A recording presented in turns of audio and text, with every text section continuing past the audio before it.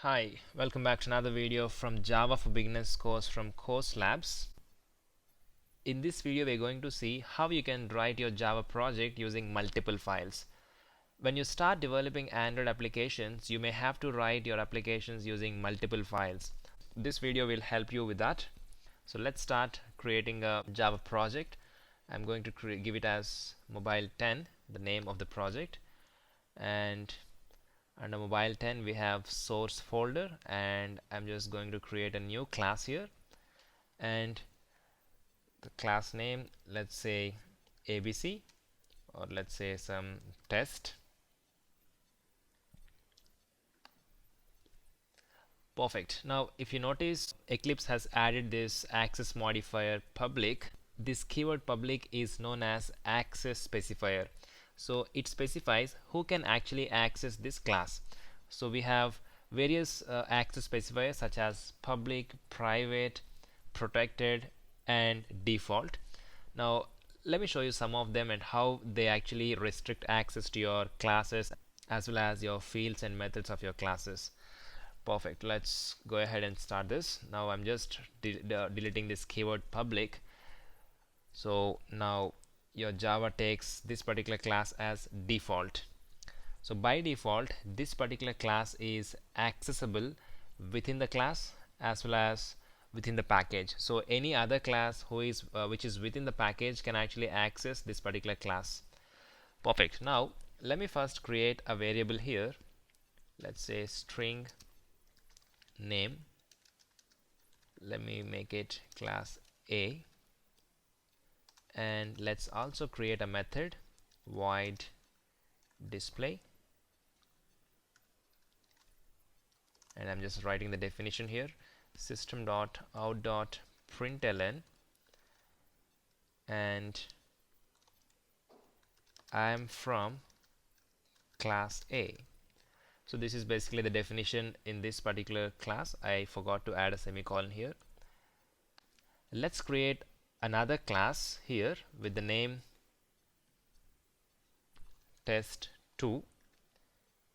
So this particular class is going to be created as a different file, as you can see here. Now again, I don't want to give it a public access modifier.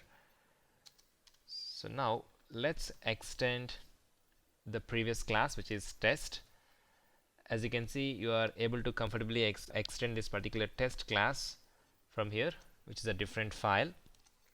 Now if you want to print this particular name here, obviously you can do that.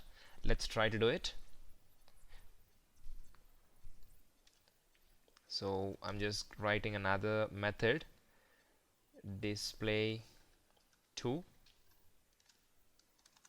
and system.out.println, and within this I just want to print this particular name. So let's try to do that. Name is name.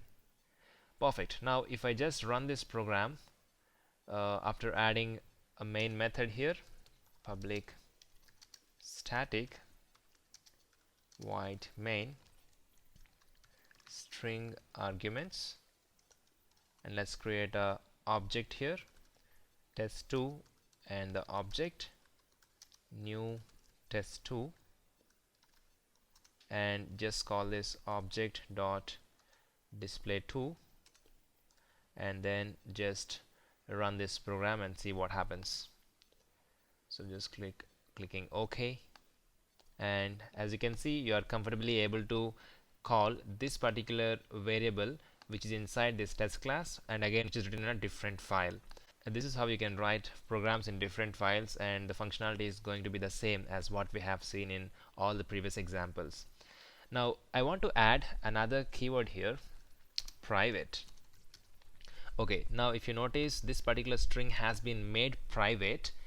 Now if it is private, only this class can have access to this variable, which means, if I'm correct, the class that I have here should not be able to access this particular name. Look at that. It says the field test.name is not visible because it is basically set as private. So this particular string is private only to this class, right? So similarly, depending upon what access specifier that you are specifying, your access restrictions will be enforced on these fields and methods as well as classes. I hope you have enjoyed this video. Thanks for watching it. See you in the next video.